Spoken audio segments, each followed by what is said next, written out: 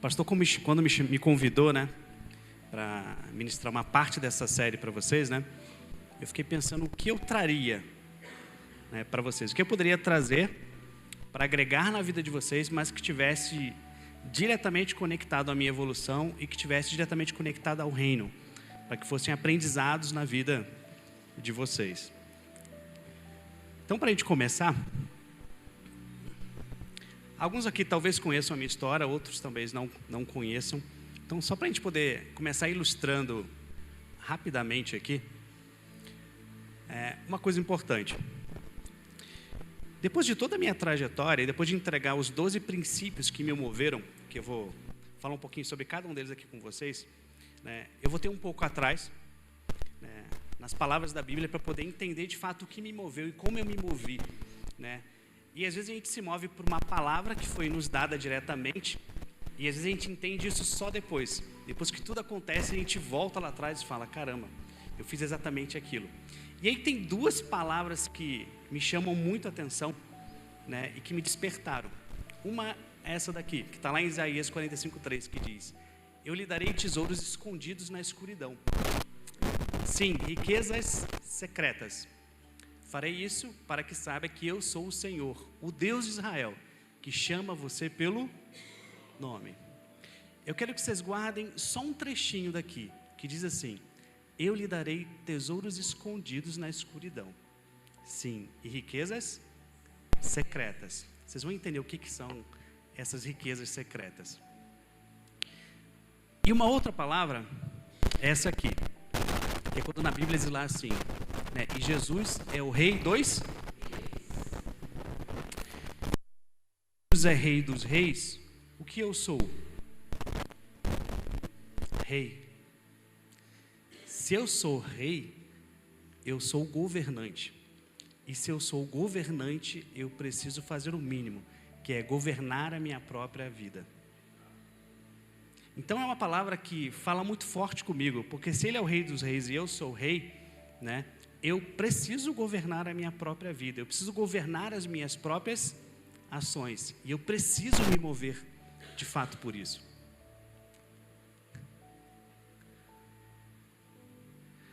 As pessoas que olham o meu mundo hoje, elas imaginam exatamente isso aqui. Que eu vim de uma família estruturada, que eu estudei nas melhores universidades, que alguém investiu algum dia no meu negócio, e aí, como um passe de mágica, eu virei um empresário de sucesso. Mas na verdade, a minha real história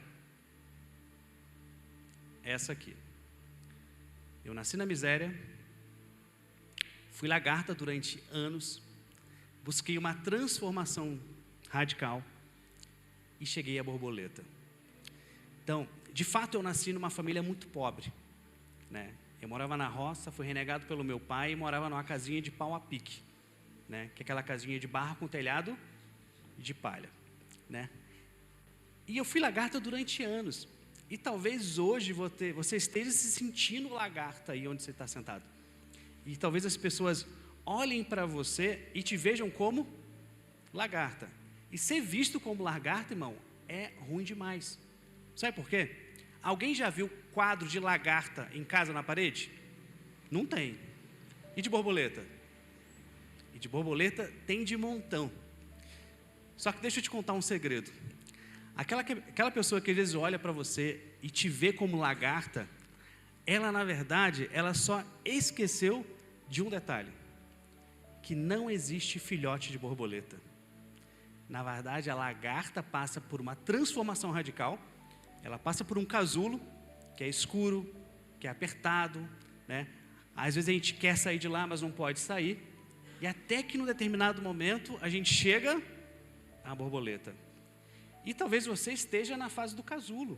Talvez você esteja naquele momento escuro, apertado, e querendo que as pessoas te tirem de lá. Mas assim como a lagarta, se a gente for lá e abrir o casulo, o que acontece? Ela morre e não vira borboleta. Então, a gente precisa respeitar e entender de fato os processos da nossa vida. Aqui eu estou só dando uma ilustração para vocês da minha vida. Eu não vou entrar no detalhe dessa história, né? Pode ser que a gente conte outro dia ela no detalhe, mas só para vocês poderem entender o contraste de onde eu vim e onde eu estou. E o que eu vou entregar para vocês são as chaves que eu usei para fazer de fato essa trajetória. E como a série Empreendedores do Reino, eu trouxe o quê? 12 chaves que eu considero que foram cruciais para a minha evolução e para o meu desenvolvimento. E a primeira delas, eu quero que vocês guardem bem essa frase aqui. Não troque o que você quer na vida pelo que você quer no momento. E por que eu quero que vocês guardem muito essa frase? E essa frase fala muito comigo. Porque teve uma etapa da minha vida, quando eu tinha mais ou menos de 15 para 16 anos, quando eu comecei a trabalhar na área de tecnologia, né? Como eu não tinha uma família estruturada, como eu não tinha ajuda de ninguém, né? Como eu não tinha ninguém que pudesse bancar nada para mim, nem os meus próprios estudos, né? Eu tive que fazer uma escolha. Ou seja, naquele momento da minha vida, né, eu queria uma série de coisas. Eu queria ir para os meus amigos para a balada, eu queria sair, né? Eu queria curtir, eu queria comer um bom almoço. Então eu tive que trocar, eu tive que parar e refletir o que eu queria na minha vida e começar a me privar das coisas. Então, com 15 a 16 anos, quando eu comecei a trabalhar, a minha escolha foi me privar de tudo que eu poderia me privar, para que um dia eu pudesse investir na minha carreira e que eu pudesse estudar na área de tecnologia. E eu me privei, irmão, de tudo que você possa imaginar. Então, se tinha que trabalhar, se eu pudesse ir a pé, eu ia a pé e economizava o dinheiro da passagem, né? Na hora de almoçar, esses dias meu tio até lembrou que na hora de almoçar eu não comia comida. Eu ia lá no lanchonete e comprava um salgado com um suco de laranja, para economizar a diferença do vale-refeição, para poder juntar dinheiro. Irmãos, foi assim durante 5 anos. Durante 5 anos, eu vendo os meus amigos fazendo uma série de coisas que eu desejo, gostaria de fazer, né? E eu me privando, porque eu sabia que aquelas privações lá na frente me dariam resultado. Então a primeira chave é: entenda o que você quer para a sua vida, tá? E não negocie isso, não troque o que você quer da vida pelo que você quer nesse exato momento. E eu lembro que na minha adolescência, por exemplo, o que eu queria naquele momento era estar igual os meus amigos, era comprar um carro, era comprar uma moto, era estar ali no bem bom, mas não, na verdade eu abri mão de tudo aquilo para que eu pudesse investir na minha carreira e que eu pudesse estudar um dia. Então essa é a primeira chave, guarda ela aí. Segunda chave, que está na Bíblia: faça sempre além do que te pedirem.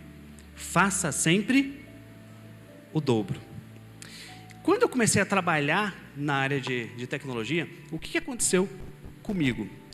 Tudo que todo mundo falava que não podia fazer, eu era o primeiro a levantar a mão e falava que ia fazer.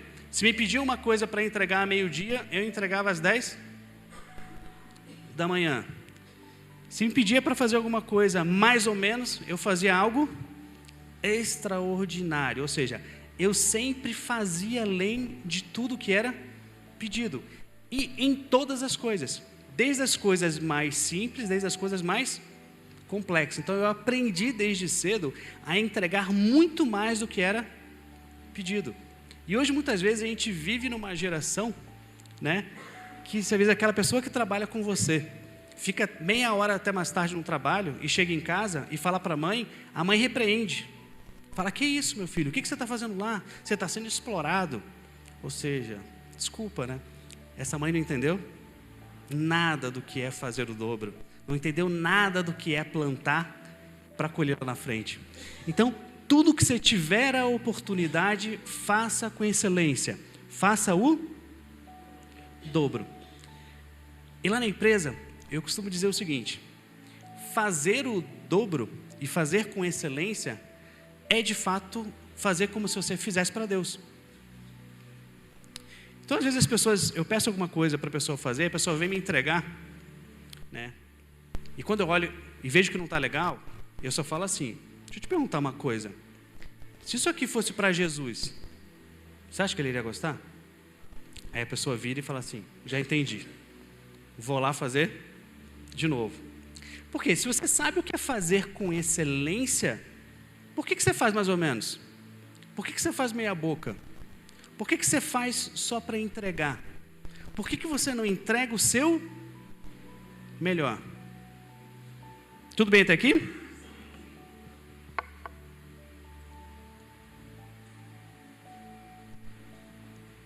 Então não faça para você, faça para Deus.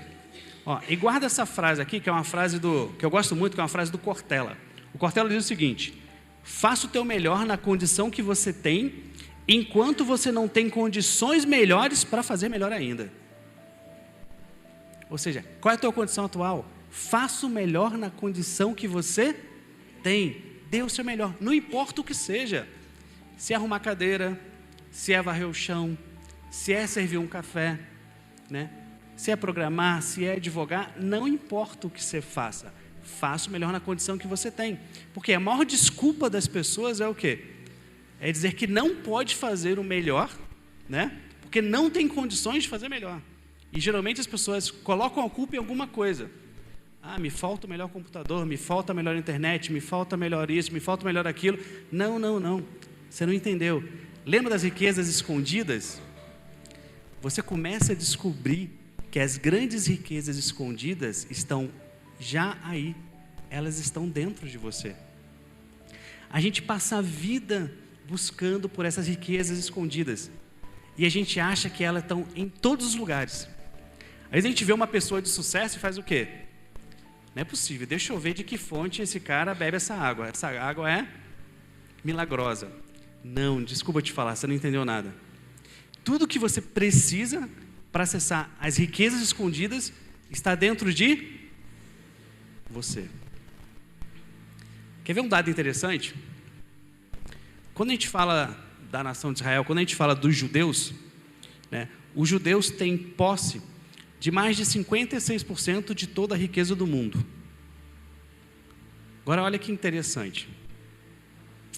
Quando a gente analisa os países, vocês vão descobrir o seguinte: em todos os países debaixo da terra existe algum bem natural.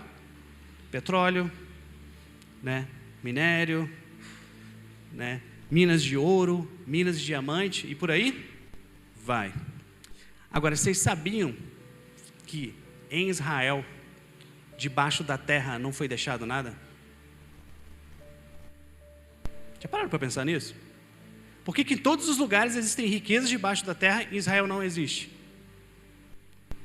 Porque, ou seja, foi uma provocação para que o povo tirasse a riqueza de dentro deles. E eles aprenderam isso muito cedo. Por isso que eles dominam o mundo, por isso que os judeus dominam tudo. E a gente não consegue ainda modelar, a gente não consegue perceber de fato o que acontece.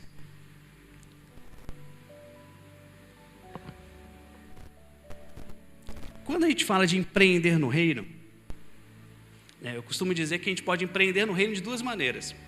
A gente pode empreender com princípios básicos e a gente pode empreender através do que eu chamo de liderança sobrenatural.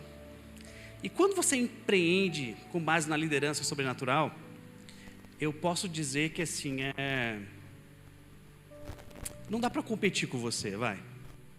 Né? As pessoas que não entendem, não conseguem entender o que você faz.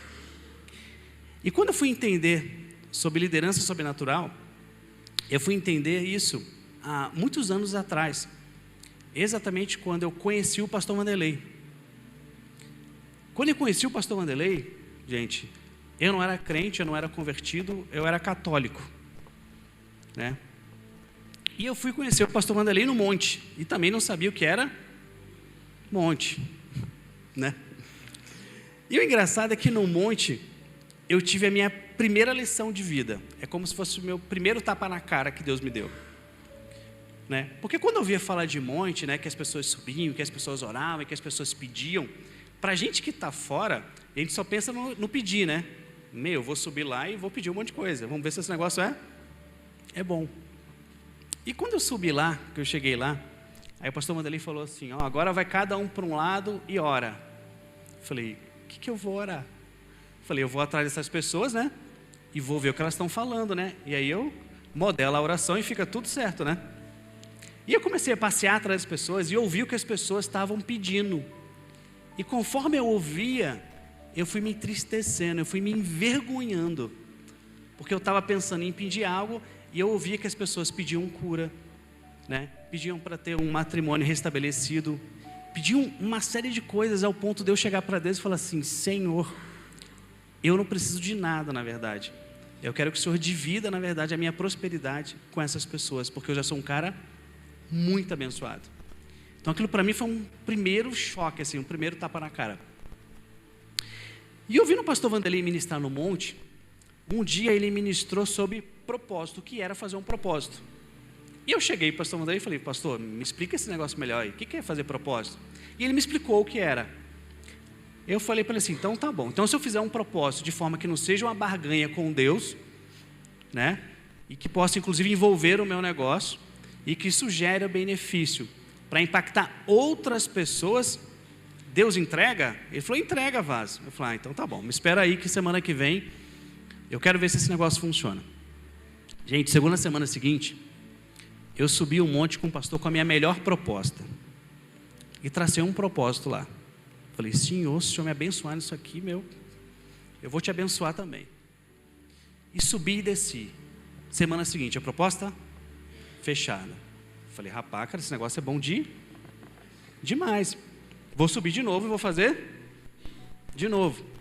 E foi assim, sucessivamente. Aí um dia eu cheguei para o pastor e falei: pastor, mas se o negócio aparentemente, né, eu que era católico, estava experimentando aquilo ali, é tão bom assim, por que as pessoas não fazem? Por que as pessoas não prosperam?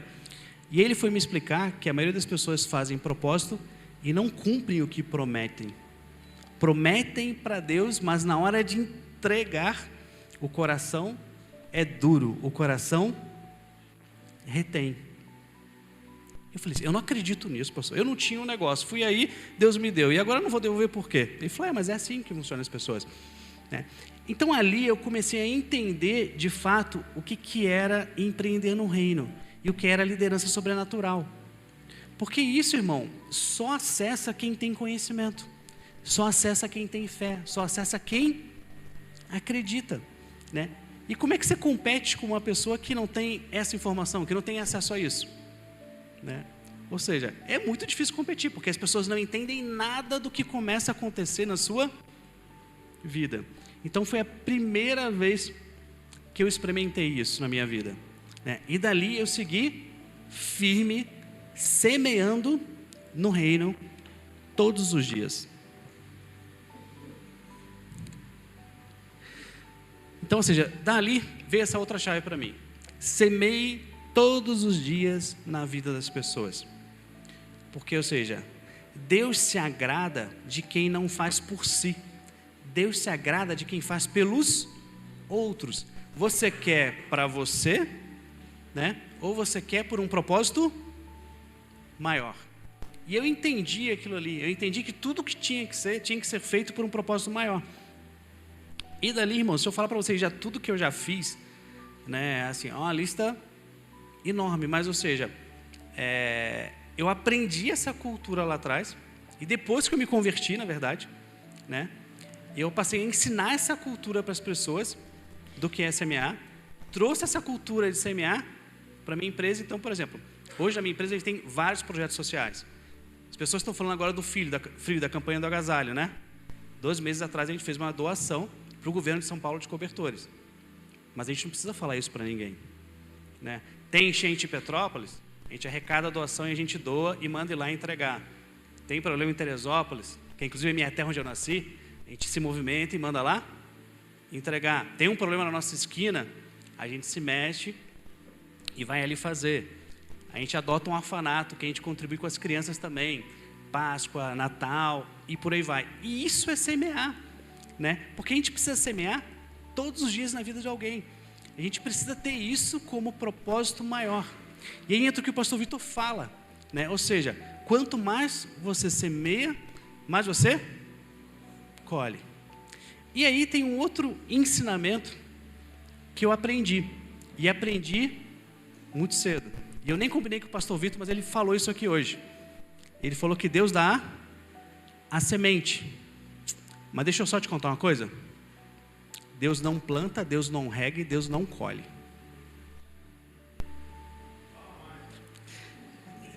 Deus só dá a semente. E a semente está disponível para todos vocês. Sabe a riqueza escondida? Ela já está dentro de você.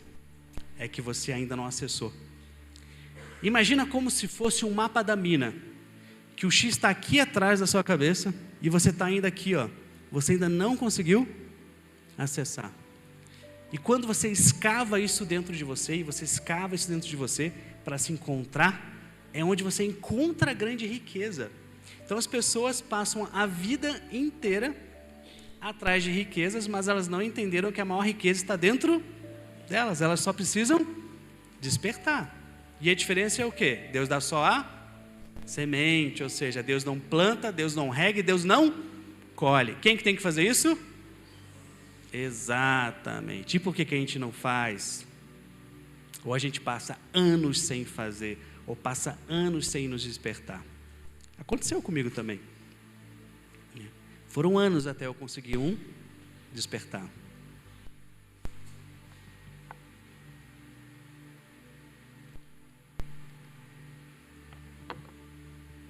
Minha empresa, meu ministério. Isso não é fácil de entender. Porque quando a gente fala de ministério, a gente pensa em igreja, né? E eu costumo dizer, e lamento te informar, que igreja nada mais é, e como se fosse apenas o intervalo da partida. A menor parte do tempo você está aqui. A maior parte do tempo você está lá fora. E o que você está fazendo lá fora?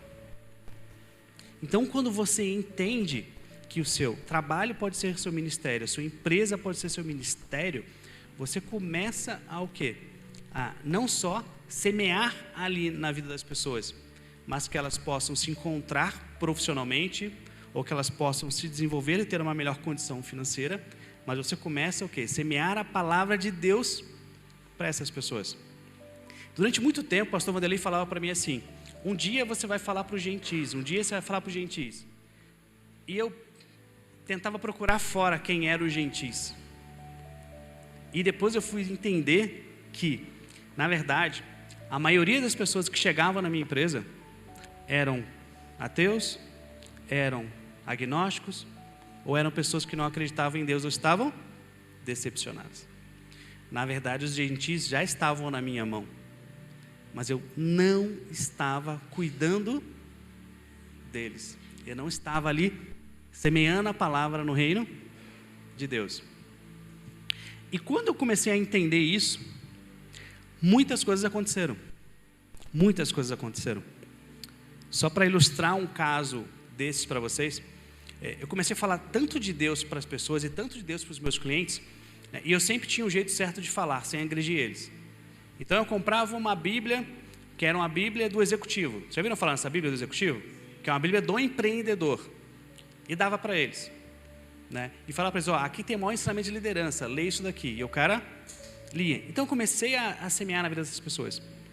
E uma vez, um desses meus clientes, ouvindo eu falar tanto, e ele era agnóstico. Agnóstico é pior do que o ateu. Porque o agnóstico é um cara muito estudado que questiona a existência de Deus. E ele falou para mim assim, Manuel, eu queria conhecer o seu pastor. Eu falei, você quer conhecer o meu pastor? Ele falou, quero. Então eu falei, então tá bom. Expliquei para ele mais ou menos como é que era, né? E chamei o pastor lá na empresa e levei o cliente lá. A gente sentou na sala de reunião e na hora que e tudo que ele perguntava para o pastor Vanderlei, que o pastor Vanderlei ia responder, ele falava assim, mas você leu essa matéria? Mas você viu essa teoria? Você viu que isso daí pode estar errado? Né? E foi assim, irmãos, durante umas 2 horas. Mas no final de tudo, ele falou assim para o pastor, mas eu queria ter a experiência com Deus que o Manuel tem, porque o Manuel me conta as experiências com Deus que ele tem, e eu queria ter. E nesse dia eu só falei assim para ele, irmãos, falei, se você quer ter essa experiência com Deus, para de questionar. Você precisa ter fé, você precisa acreditar e você não pode ter dúvida. Então você não pode questionar. E eu não sabia que aquilo tinha entrado tão forte no coração dele. Os anos se passaram. 4 anos depois, essa pessoa um dia me liga e fala assim: Manuel, eu preciso muito sentar e conversar com você. Eu preciso muito te contar uma coisa. E aí ele senta comigo um dia para conversar. A gente sentou para jantar e ele falou assim: eu preciso muito te contar uma coisa. Eu estou namorando uma menina. Essa menina tem alguns problemas psicológicos. Esse é um cara, ele é um cara muito inteligente, ele estuda muito neurociência. Ele é o cara que treinava e capacitava todos os coaches do Brasil. Então é um cara que, quando fala de mente, né, sabe tudo. E ele falou para mim assim: um dia, essa minha namorada estava no meu escritório e eu resolvi fazer com ela um processo de regressão para tentar curar um problema psicológico dela. No meio do processo de regressão, ela teve uma crise psicótica. Imagine, irmãos. Ele estava lá na empresa dele um dia à noite e a namorada dele teve uma crise psicótica na mão dele. E ele falou para mim assim. E aí, tudo que eu sabia, tudo que eu tinha conhecimento, eu comecei a aplicar nela para ver se ela saía da crise psicótica. E ao mesmo tempo que eu fazia isso, me vinha a imagem, Deus sentado, você e o pastor, lá na sua empresa. E eu não entendia o que era isso. Isso vinha muito forte diversas vezes.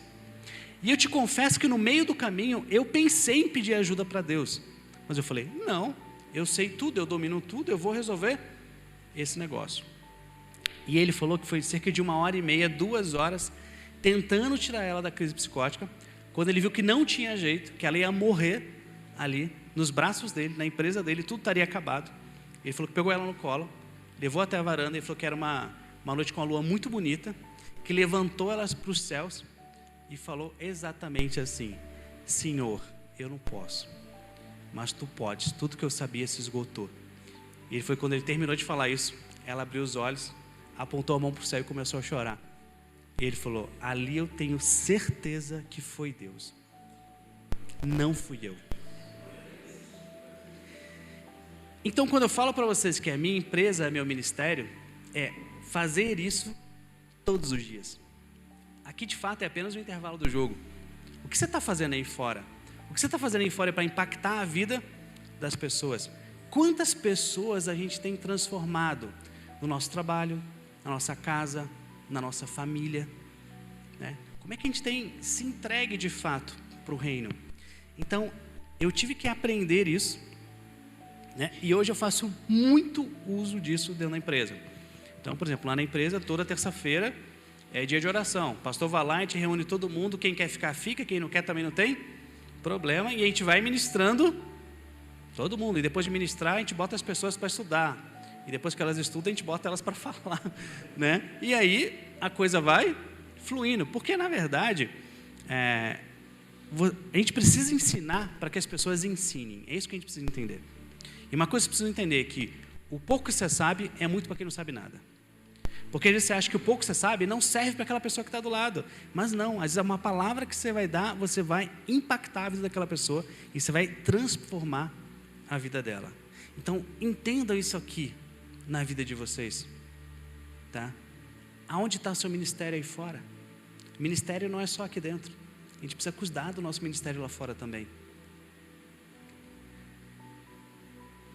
Vamos lá. 7º passo. A verdadeira chave é não alimentar o eu, mas alimentar o nós. Então, o que isso quer dizer? Que é o que eu acabei de falar para vocês. Eu quero as coisas para mim, ou eu quero as coisas para que eu possa também impactar a vida das pessoas? E aí eu comecei a perceber, né, quando eu comecei a montar essa apresentação para vocês e fazer uma trajetória desde lá de trás, que sempre tudo que eu queria, eu não queria só para mim. Eu queria para mim e queria mais para uma coletividade de pessoas, né? E no meu trabalho, por exemplo, eu não quero as coisas só para mim. Eu quero as coisas para mim e também quero que meus colaboradores usufruam daquilo tudo. E às vezes eu tenho coisas que eu faço no meu dia a dia que não são só os meus colaboradores que usufruem daquilo. Eu abro para o público e deixo quem quiser usufruir também poder usufruir. Então, ou seja, o meu coração ele está na coletividade, ele não está no individual. Então, sempre que você pedir para vocês, meu irmão, deixa eu te contar uma coisa. Deus vai te dar, porque Ele é Pai. Mas pode demorar, e demorar bastante. Porque eu penso que Deus está lá de cima olhando assim, deixa eu ver quem é o irmão que pode fazer e me ajudar aqui nessa missão para a gente abençoar umas famílias ali. E aí vai Ele, escolhe e acelera o nosso tempo.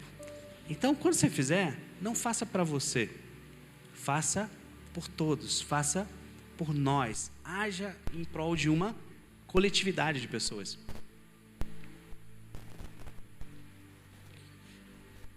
Amém, né?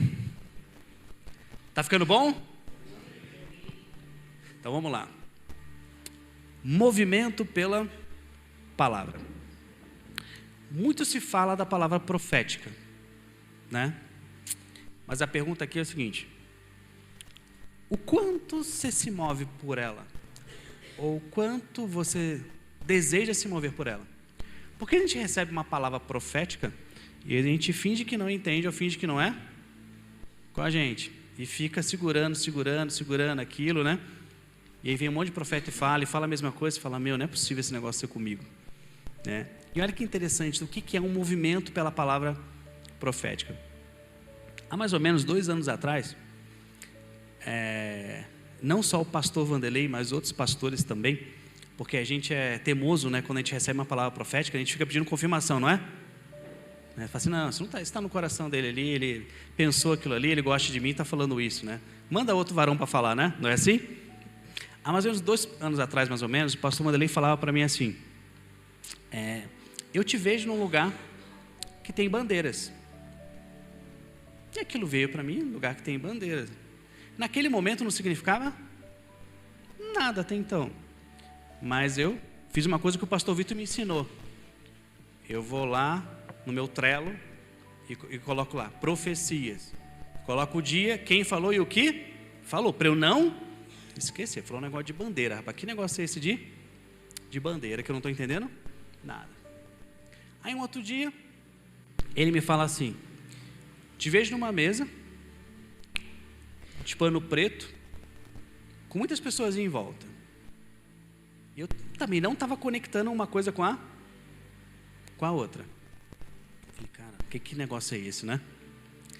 Aí daqui a pouco, ele vai orar e fala assim, eu vejo 3 bandeiras, ou seja, agora já deu um número para as bandeiras. Eu falei, rapaz, mas que negócio é esse de bandeira que eu não estou entendendo nada aqui do que está acontecendo, né? E aí eu começo a receber profecias. Você vai viajar, você vai se relacionar com muitas autoridades. Eu falei, eu me relacionar com autoridade? Porque quando fala autoridade, a gente pensa em autoridades. Então, para mim, as autoridades não eram os meus clientes. Eu falei assim, que negócio é esse?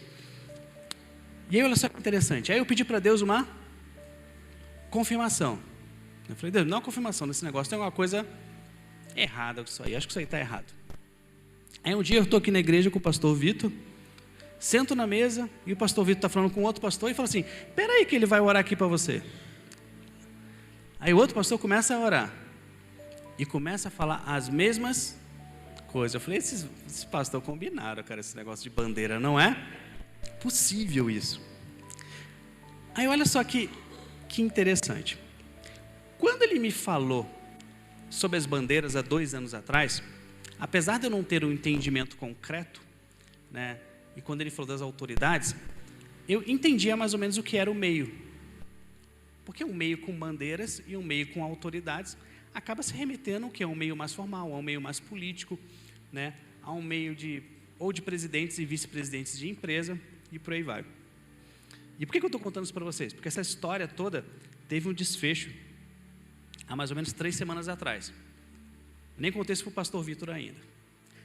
Há exatamente 4 anos atrás, em 2018, eu e a minha empresa queríamos fazer parte de um grupo empresarial, que é o grupo empresarial de network mais famoso que existe, tá? Que é chamado de LEAD, que é o grupo empresarial global, porque ele não é só no Brasil, ele é no mundo inteiro. E quando eu mandei um e-mail lá, né, com a cara de pau, pedindo para entrar nesse grupo, né, eu recebi um e-mail todo educado, dizendo que eu não poderia entrar nesse grupo com a minha empresa, e essa pessoa me listou quais eram as réguas para entrar no grupo, e eu olhei aqueles números daquelas regras e fiz assim, pastor, nunca vou entrar nesse negócio, né? Mas eu lembro que naquele dia, eu falei para Deus assim, falei, Deus, deixa eu falar um negócio, eu vou entrar nisso daí, mas eu não vou entrar por critério, eles vão me pedir para entrar, e pum, isso passou, né? Essa pessoa, quando me mandou esse e-mail, disse que eu não poderia entrar naquele grupo e me deu um outro grupo para entrar. Falou, aqui você não pode não, aqui é só tubarão, né? Tem um grupinho da sardinha aqui, você pode entrar nesse daqui. Então, olha só, irmãos, às vezes a gente recebe isso e a gente fica chateado, bravo, fala, eu não quero esse negócio. Eu entendi que aquilo era uma peça do Lego, era uma peça do quebra-cabeça. E falei, não, é sardinha, eu quero a sardinha também, vem aqui, né? E fui para aquele grupo e comecei a desenvolver um trabalho naquele grupo, de participar de todos os encontros, de me relacionar com as pessoas, ou seja, comecei a ser visto por essas pessoas. E o que aconteceu? Há mais ou menos 2 meses atrás, eu fui convidado para um almoço debate com o governador de São Paulo. O convite apareceu assim na minha mesa. Aí eu falei assim, como é que eles me acharam? Né? De onde que eles me acharam que estão me chamando para esse lugar? Mas eu vou, né? Eu vou lá.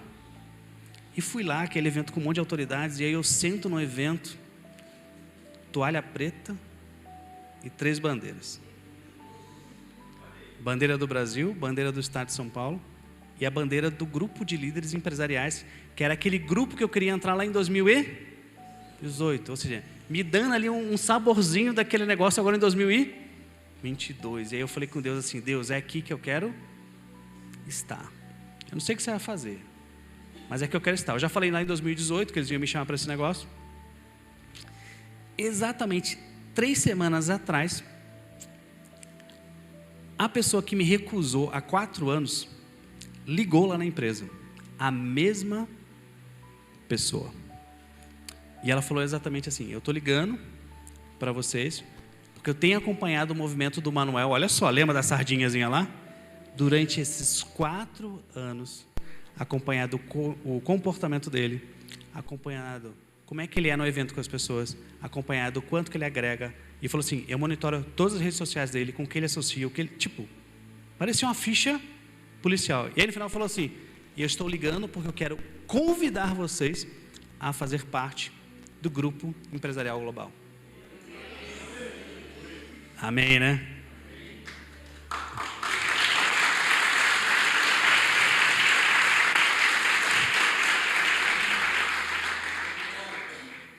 E aí, irmãos, eu falei assim, pergunta para ela o que precisa. Porque tem alguma coisa errada aí nesse negócio? Não é possível, né? Não precisa nada não. Eu falei assim, mas ela não exigiu nada. Eu falei, desgramada, ela me pediu um monte de coisa lá, agora não precisa de nada, né? Mas aí eu lembrei do que eu tinha profetizado, que eu tinha conversado com Deus, que eu tinha falado o quê? Falei, um dia eu vou entrar, mas vão me convidar. E, irmãos, a palavra tem poder. Mas a gente precisa se mover pela palavra. Porque a gente precisa entender que a todo momento, é igual, o que eu estou entregando para vocês aqui, você sabe o que é? É um Lego desmontado. É um recurso desmontado. Se você não montar esse recurso, eu lamento, nada vai acontecer na sua vida. Nada vai acontecer. E a gente recebe isso a todo momento, a gente recebe isso a todo culto, a gente recebe isso a toda quarta-feira, a gente recebe isso a cada treinamento. Tudo é recurso desmontado, mas sou eu que preciso montar. E se eu não monto, nada acontece. Então vamos lá. Então, ou seja, eu preciso me mover pela palavra. Acreditar na palavra, tentar entender e tentar me movimentar de fato. Por quê? Se existe uma palavra, ela vai se concretizar. O tempo para se concretizar só depende de nós. Porque se eu não entender o que está acontecendo, eu não entender o meu movimento e eu não me movimentar, nada acontece. E depois a gente reclama que recebi aquela palavra e até hoje, nada. Mas vem cá, o que você está fazendo? Lembra, Deus entrega semente. Deus não planta, Deus não rega, Deus não colhe. A colheita é sua. O 9. A gente precisa entender que a gente precisa ensinar todos os dias e em todos os lugares. que eu quero dizer com isso, irmãos?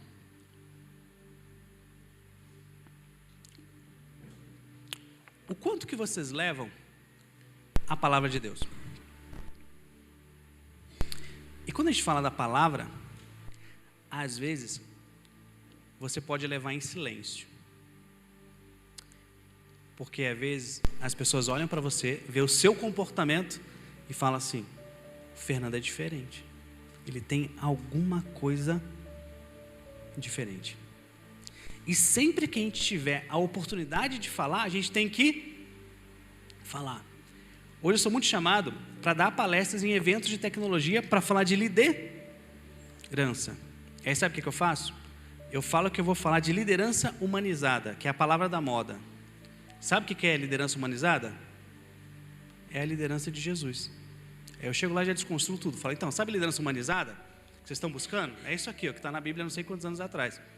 Na verdade, é a liderança de Jesus. E aí eu começo a falar de liderança para todo mundo com base na palavra e com base nos princípios. Deixa eu ver se eu acho uma coisa aqui só para compartilhar com vocês. Quer ver? Bom, agora eu não vou achar.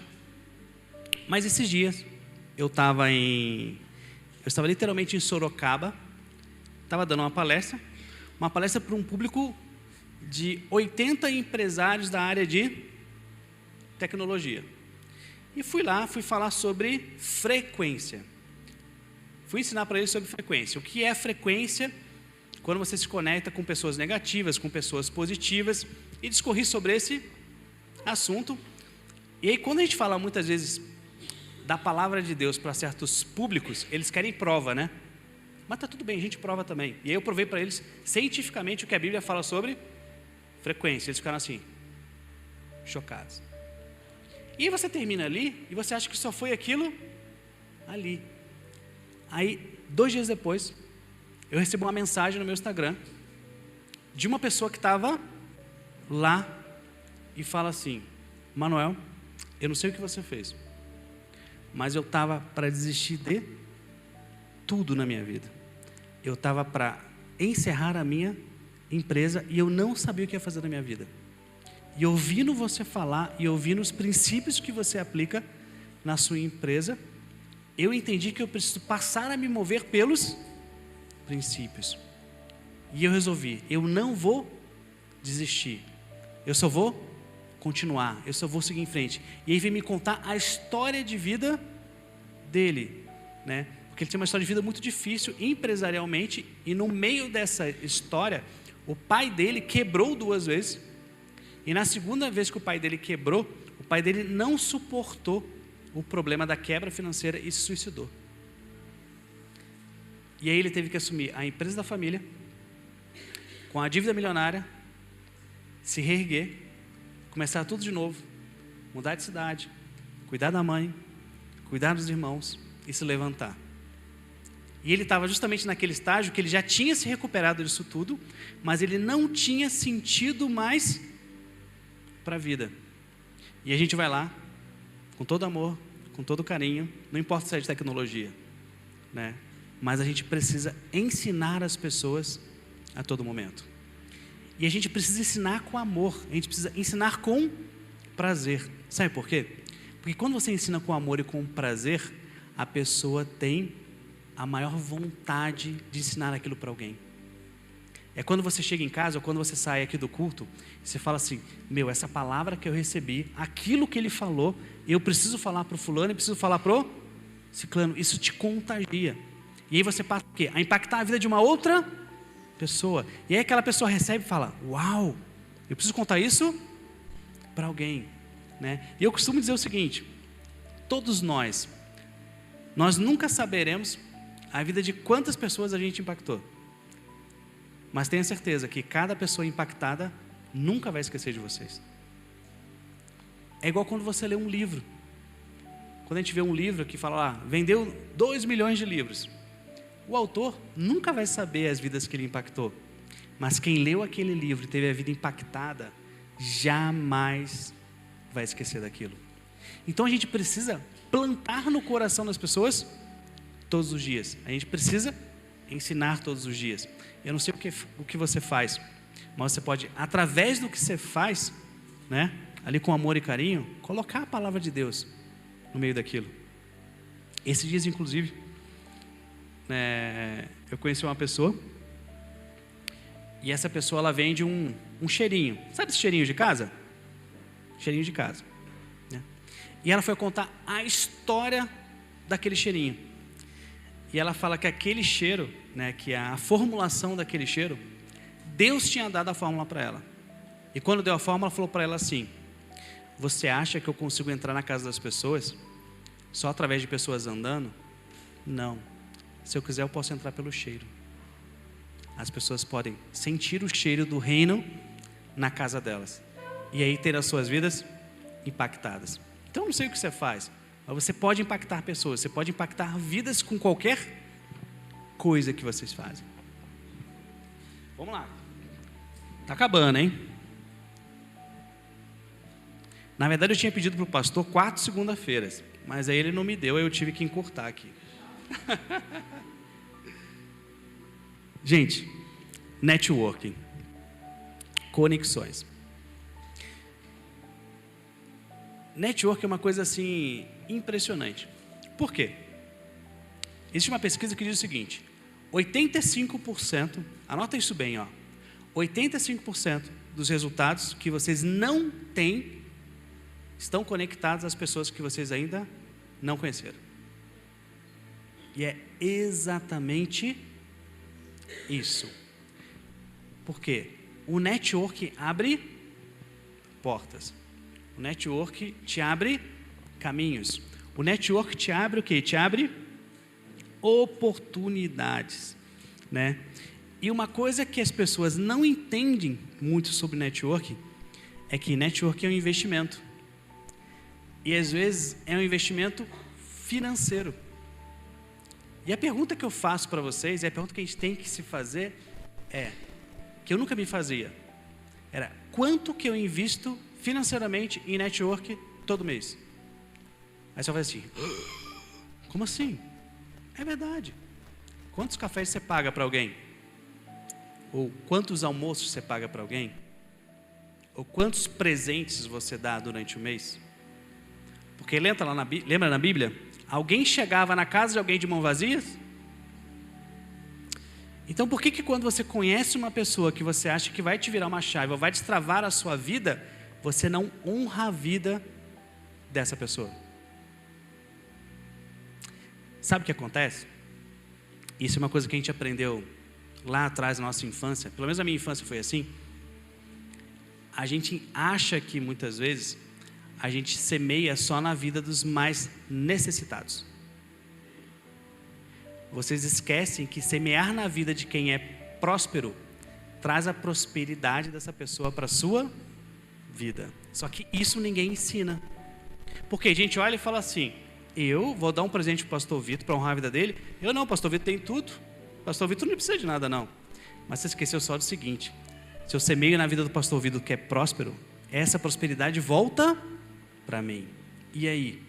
O quanto eu tenho semeado na vida de pessoas prósperas, para que essa prosperidade, ou um pouquinho dela, possa voltar para a minha vida. E isso é uma coisa que a gente não aprende. Então, com o network eu tive que aprender isso, né? Que sempre que eu sento com uma pessoa para almoçar, eu preciso de alguma maneira honrar a vida dela. E quando você honra, você constrange. Exemplo: eu sempre sento com a pessoa para almoçar e levo um presente. Geralmente a pessoa está de mãos vazias. Mas sabe o que acontece? Eu nunca pago o almoço. Ela fica tão constrangida que ela paga o meu almoço, pastor. Mas, ou seja, por quê? Network é reciprocidade. Você deposita algo, né? É como se você depositasse um crédito. E chega uma hora que a pessoa tem a necessidade de desenvolver. Por isso que a gente fala que network, o maior segredo é: você precisa ser interessante sem ser interesseiro. Então pega essa: seja interessante, ou seja, agregue na vida da outra pessoa. Primeiro, não vá fazer network querendo ter nada em troca, querendo usufruir de alguma coisa. Não, seja útil, faça alguma coisa por aquela pessoa. E às vezes você pode fazer um favor. Essa que é a verdade. Tem lá aquela pessoa da sua rua que você quer conectar, que você não conecta. Já pensou em ir lá e lavar o carro dela? Ela chega lá e vê o carro limpinho? Ela fala assim, meu, que é isso? Quem lavou esse carro? Já pensou aquela pessoa que está na padaria, que todo dia você vê ela, que você quer se conectar com ela, e você passa no caixa e paga o café dela sem ela saber? Qual é a ação dela quando ela passa lá? Então são pequenas as coisas que a gente pode fazer, que a gente vai o quê? Plantando e semeando na vida das pessoas. E aí isso tudo volta para a gente.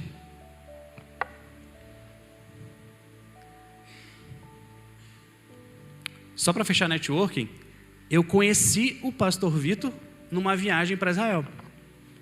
E lá a gente se conectou, e desde lá a gente fez muitas coisas juntos. Ou seja, muitas coisas que a gente fez desde lá só foram possíveis porque a gente fez o networking, a gente gerou reciprocidade, a gente se aproximou, e aí vem fazendo isso constantemente. Então a pergunta é, o quanto vocês estão fazendo isso todos os dias? Quantas vezes por mês? Quantas vezes por ano? Porque a gente passa o ano inteiro e não faz uma conexão nova. Vamos lá. Conhecimento e constância andam juntos. O que eu quero dizer com isso, gente? Digamos que você vem aqui hoje e recebe todo esse conhecimento. Sua cabeça faz isso, ó. Bum! Expande. E você está aqui conectado numa fonte. Hoje eu sou a fonte. Semana passada o Rodrigo Mourão era a fonte. Na outra semana o pastor Fernando. E por aí vai.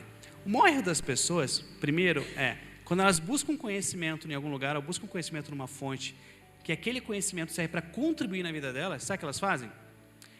É igual aquela pessoa que, lá na roça, a gente não tinha vocês sabem, na roça não tinha caixa d'água, não tinha nada disso, né?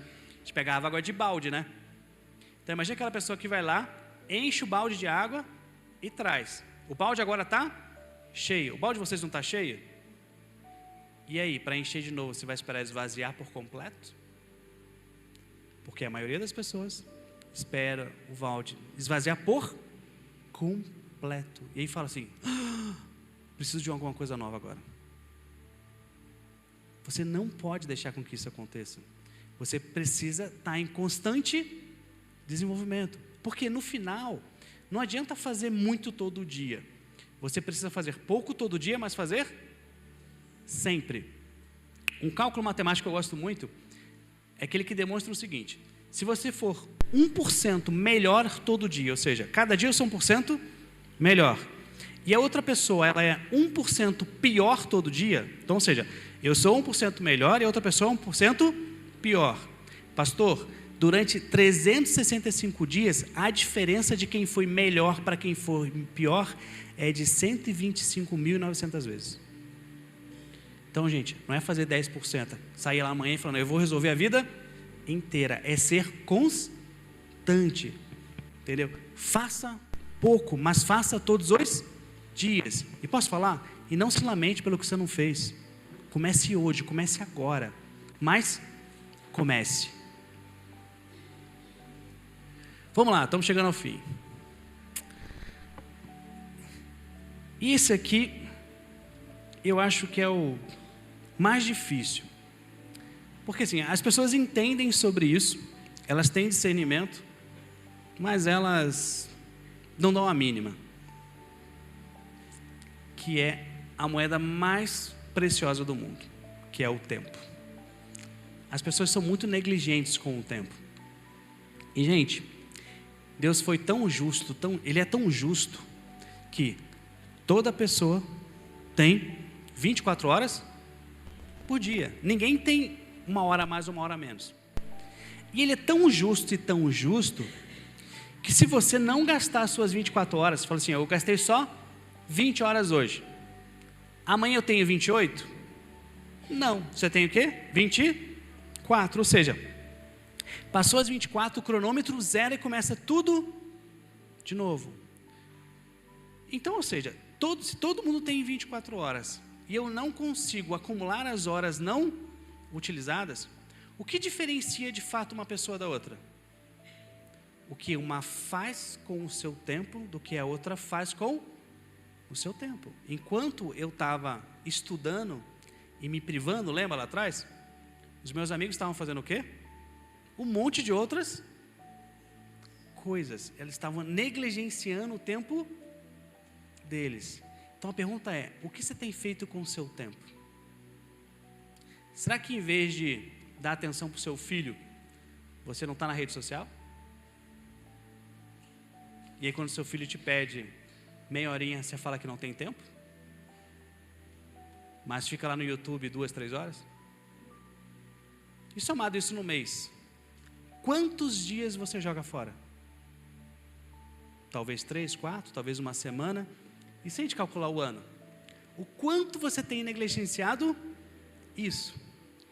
Porque, gente, quando chega no minuto final, se você soubesse exatamente o dia e a hora que você vai morrer, eu duvido que você seria negligente com o teu tempo.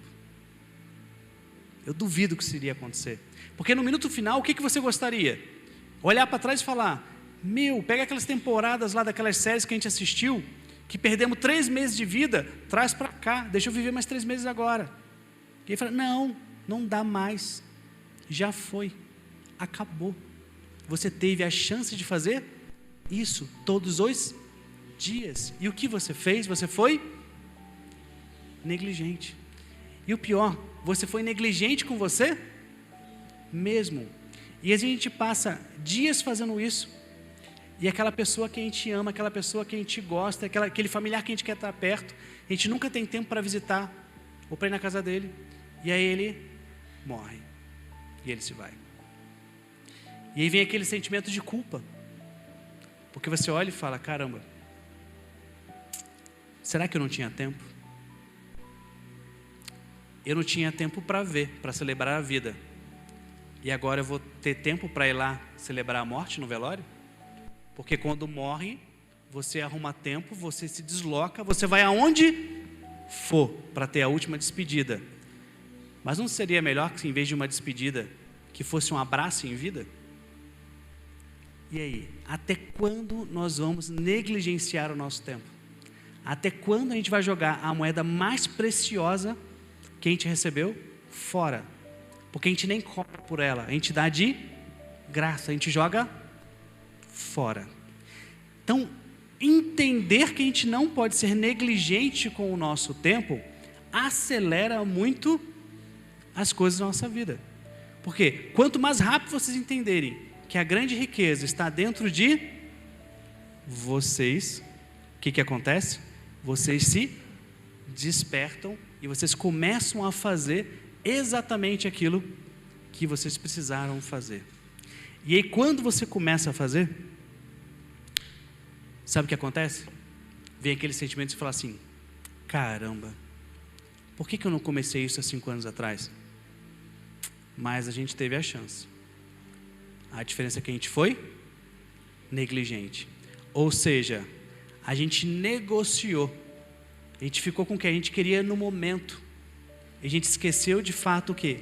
O que a gente queria da vida.